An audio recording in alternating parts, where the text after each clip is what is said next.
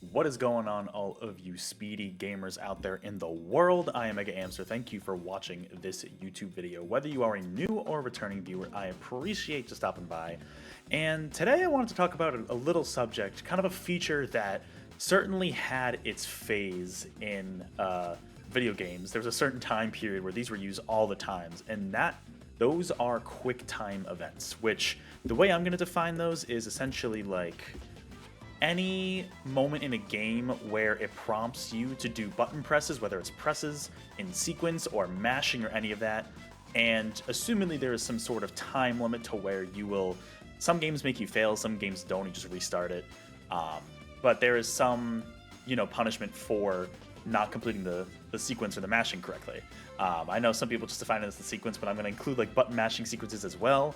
Anything that has a sense of urgency to it when it comes to button presses in video games. There was definitely a period of time, like in the mid 2000s, games still use them to this day, but in the mid 2000s, especially through like the mid 2010s, I feel like there were so many games that were using these sort of button mashing sequences. And recently, I thought about this idea from streaming Metal Gear Rising: Revengeance. We'll get into that example in a second here. I have a few examples from myself, a couple from the community. For those of you, I had pulled the community tab to ask for examples, including ones I've never heard of before. But I kind of want to go through the ones that I know of first off the top of my head. As you can see here, I mean, Sonic Unleashed to me is like kind of a notorious one. I've seen so many memes. It's such a meme template of like the whole sequence of buttons, and then you have the timer bar that kind of goes through. And if you don't complete the sequence, you end up losing on like a shortcut or something in the level. And I believe there are also some button mashing sequences near the end of the game, if I remember correctly, but I don't think there are many earlier on. To me, QuickTime events are honestly kind of pointless. I don't know. It really depends on the implementation, because some games do it better than others. But like here, I guess the difference here is that you are rewarded for completing it in terms of having a shortcut to get faster times in the level, which in that way, that's kind of a benefit, But it's just a random sequence of buttons that really don't mean anything in the grand scheme of things. But the reward is kind of nice because it grants you a shortcut. I should have put this on auto loop. Whoops. So it's like, I don't know. I don't know how to feel about it in that regard. I don't know. The reward here is nice to be able to like skip shortcuts. They kind of got rid of that with like Sonic Generations. They have the trick system, which is almost like a successor. I think Colors, I think, had that as well, actually. It was kind of like a successor to what they did here, but those aren't QuickTime events. Really? I mean, they kind of are, because like you're pressing different directions in the amount of time, and you just get extra tricks to give you extra boost. Whereas here, it's like you straight up can see your time limit, and you have to hit a certain random sequence of buttons. So in that regard, the random sequence is kind of dumb. I don't know. It's like, it's kind of pointless to me at that point, especially because they're almost tied to the hardware. So like if say for example you play the PS3 version of Sonic Unleashed, for some reason you pick up the Xbox 360 version. Maybe your PS3 broke, you have an Xbox 360, you pick up the Xbox 360 version. If you're not used to that controller layout, you're not going to be able to do those QuickTime events. That's the thing, is QuickTime events are so dependent on the layout of the controller.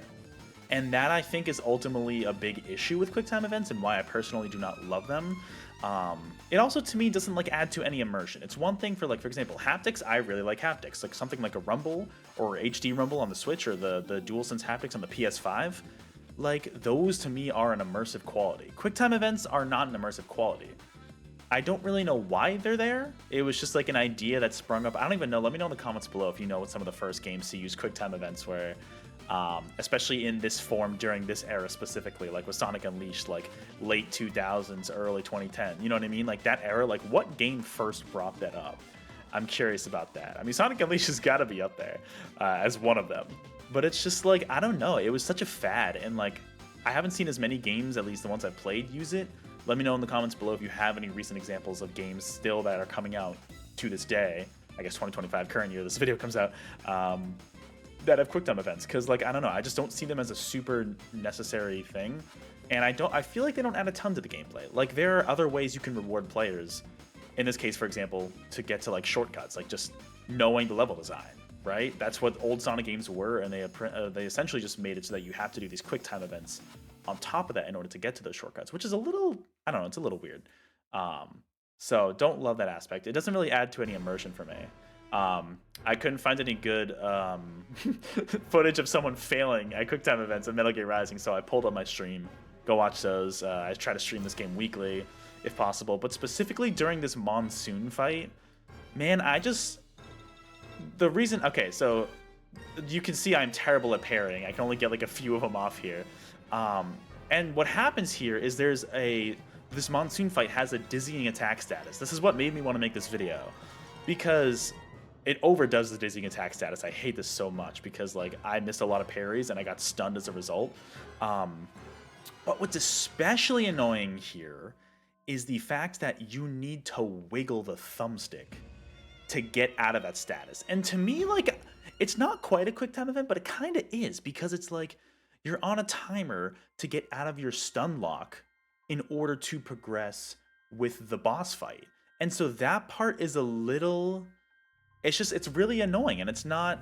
Like, I don't think it's immersive. I'm honestly, while I was streaming this fight, I don't know if you can see me get frustrated here, but I was genuinely like concerned about breaking my thumbstick, because I'm playing this via PC using the Switch Pro controller, which the thumbsticks are known to drift after a while on those too. And it's like, I'm genuinely like worried with some of these QuickTime events about breaking my buttons or breaking my thumbsticks. You know, I feel like, especially in these sequences that have the mashing style of QuickTime events, I think I dislike these even more than like we saw with Sonic Unleashed, where it's just a sequence of buttons.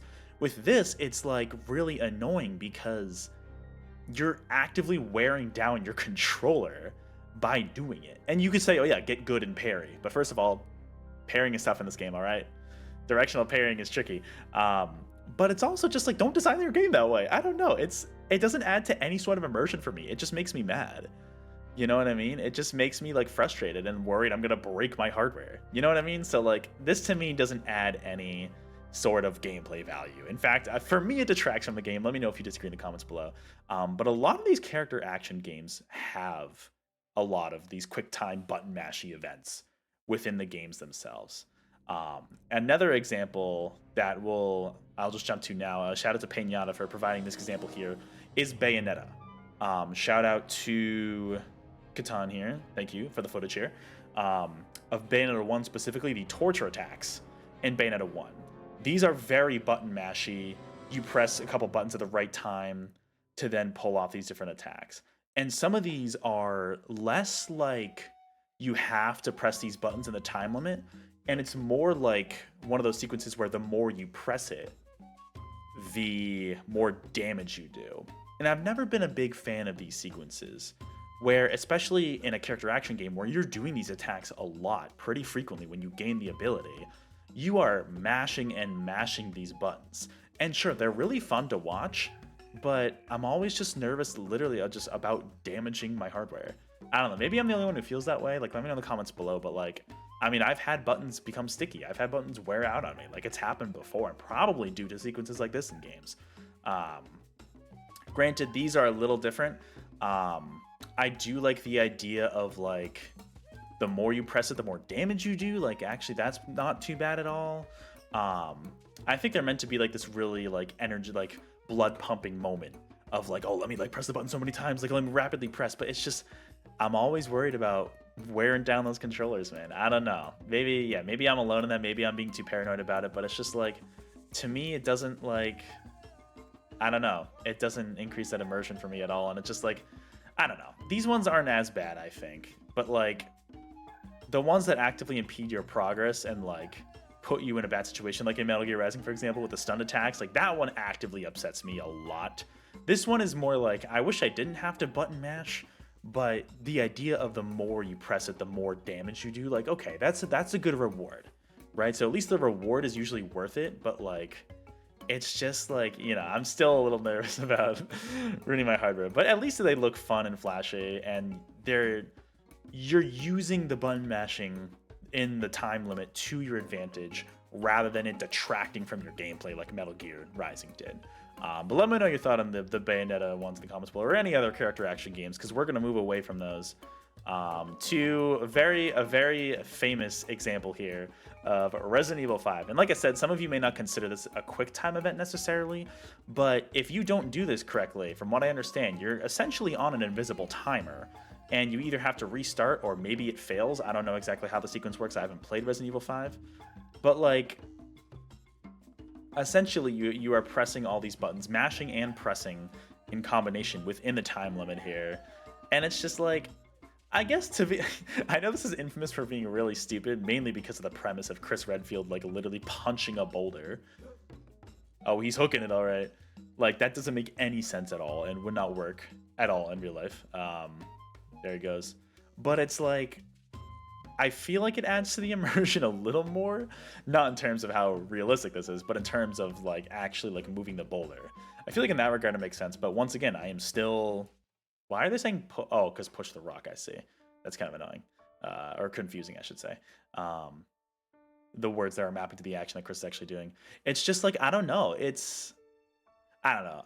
Maybe I'm just being super nitpicky with these. Let me know your thoughts on these sequences in the comments below. I don't think they like add much to a game necessarily. And maybe there's just a game I haven't played that has a good example of these.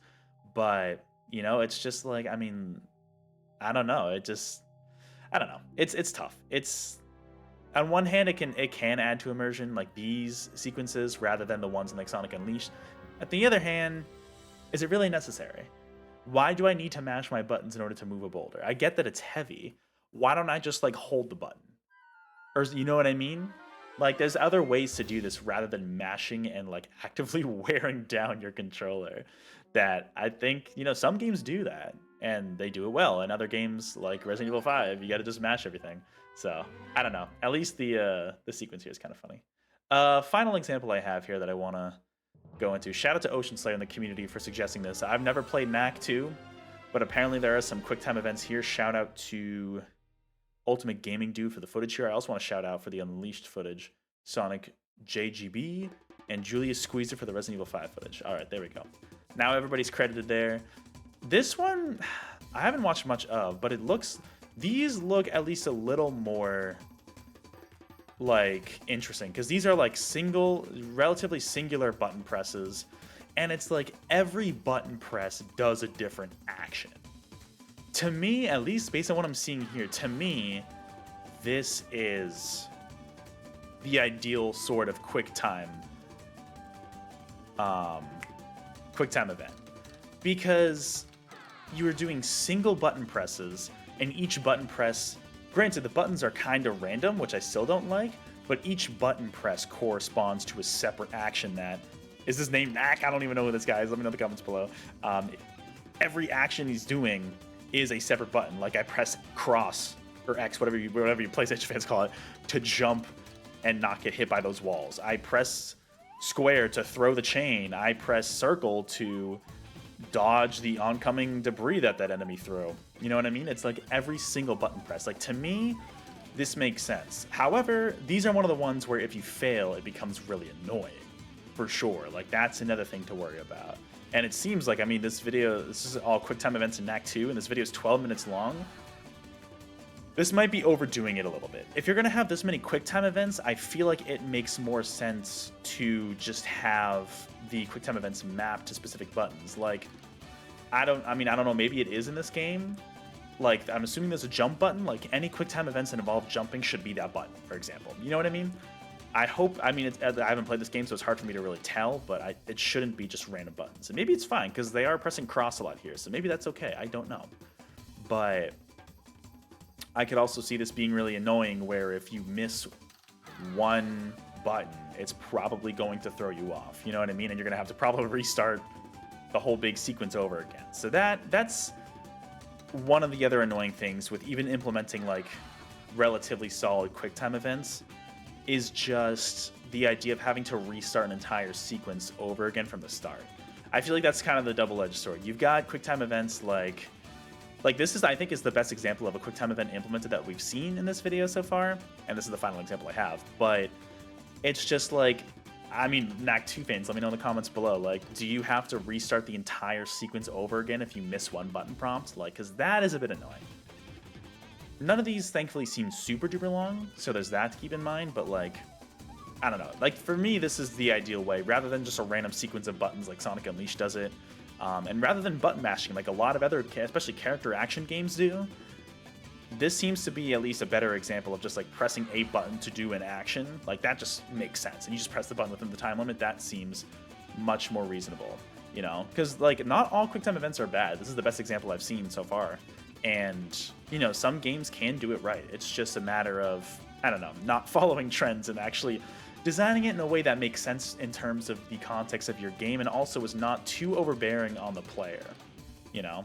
Unfortunately, this fact that this is 12 minutes long means there are a lot of QuickTime events in Knack 2, so that I could definitely see getting kind of annoying, depending on how long the game itself is, but it definitely seems like there are quite a few. Maybe I'm wrong, Knack fans, let me know in the comments below, but that is going to do it for this video, everybody. Just wanted to quickly talk about the idea of QuickTime events in games, whether it's a sequence of buttons, timing single button prompts like here, button mashing sequences within a time limit, whether that harms you or gives you an advantage. Like, there's a lot of different ways that games and their studios have implemented those, and to be honest, for the most part, I think they're kind of unnecessary personally. And this is maybe one exception where I could see this adding to the immersion a little more, but even then, if it's overdone, it could be just overbearing. So definitely let me know in the comments below if you have any examples yourselves that I did not list here, because I'm sure there are plenty others I missed, and what you think about QuickTime events overall as a concept, all the different ones that we talked about in this. And let me know these examples, what you think of these implementations in the comments below. Otherwise, I will catch you all on the next video or live stream, and until then, gotta be quick. I gotta quickly press QuickTime event, press A, B, X, Y to cancel the recording.